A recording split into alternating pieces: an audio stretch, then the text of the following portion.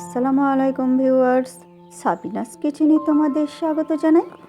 সকালের জলখাবারে যদি এই রকম একটা মুগ ডালের হেলদি রেসিপি থাকে তাহলে পুরো দিনটা পুরো একবারে খুবই ভালো যায় আর শরীরটাও খুবই ভালো থাকে।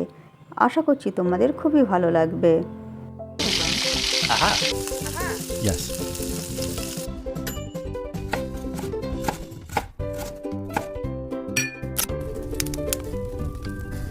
Wow. আগের দিন রাতে আমি 300 গ্রামের মতো মুগ ডাল ভিজিয়ে রেখেছিলাম। এরপর ভালো করে ধুয়ে নিয়ে আমি মিক্সির জারে অল্প অল্প করে দিয়ে পানি দিয়ে একেবারে স্মুথ পেস্ট বানিয়ে নেব। আমি ডালটার পুরোটা স্মুথ পেস্ট বানিয়ে নিয়েছি, নিয়ে ঢেকে রাখবো 10 মিনিটের জন্য। এরপর আমি 100 গ্রামের মতো সুজি নিয়েছি, নিয়ে মিক্সিতে পিষে নেব। পিষে নিয়ে আমি একটি জায়গায় ঢেলে নিচ্ছি। যেই বাটির মাপে সুজি নিয়েছি ওই বাটির মাপে অর্ধেকটা বেসন দিয়েছি, আর অর্ধেকটা আমি এখানে হালকা টক আছে এমন দই ব্যবহার করেছি। জায়গাটি ধুয়ে পানি দিয়ে আমি এরপরে মিশ্রণটি গুলে নেব। মিশ্রণটি বেশি পানি দেব না, এই রকম ঘন আমি গুলে রাখবো। এরপর এর মধ্যে আমি হাফ চামচের মতো বেকিং সোডা দিয়ে দিচ্ছি। একটু পানি দিয়ে তারপর আমি বেকিং সোডাটা সুজির সঙ্গে ভালো করে গুলে নেব। গুলে নিয়ে এরপর এটাও আমি রেস্টে রাখবো 10 থেকে 15 মিনিট। এদিকে আমি গাজর, পেঁয়াজ আর টমেটো কুচিয়ে নিয়েছি চপার দিয়ে, আর কাঁচা লঙ্কা কুচিয়ে রেখেছি। একটি ফ্রাই প্যানে তেল দিয়ে তাতে শুকনো লঙ্কা, কারি পাতা দিয়ে দিলাম। দিয়ে ভাজতে ভাজতে ওর মধ্যে আমি এবারে দিয়ে দিচ্ছি 1 চামচ কালো সর্ষে, দিয়ে এবারে ভাজতে থাকবো। ভাজতে ভাজতে কাঁচা লঙ্কা কুচিগুলো আমি এর মধ্যে দিয়ে দিচ্ছি। দিয়ে যখন হালকা করে ভাজা হয়ে যাবে এর মধ্যে কুচিয়ে রাখা পেঁয়াজ, গাজর, টমেটোমের কুচিগুলো দিয়ে দিচ্ছি, আর 1 চামচ আদা কুচি দিচ্ছি।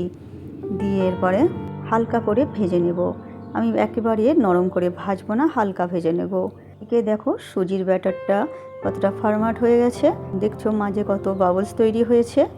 এরপর আমি মুগ ডালের সঙ্গে সুজির মিশ্রণটা আমি ঢেলে দিচ্ছি। দিয়ে একটু পানি দিয়ে দিলাম জায়গাটি ধুয়ে, দিয়ে এরপরে ভালো করে গুলে নেব। নিয়ে দেখো কীরকম আমি ঘনত্ব রেখেছি, বেশি পাতলা হবে না। এরপর পরিমাণ মতো লবণ দিয়ে ভালো করে গুলে নিচ্ছি। এদিকে আমার যে সবজিটা হালকা করে ভাজা হয়ে গেছে, এরপর আমি সেটি এবারে তুলে নেব।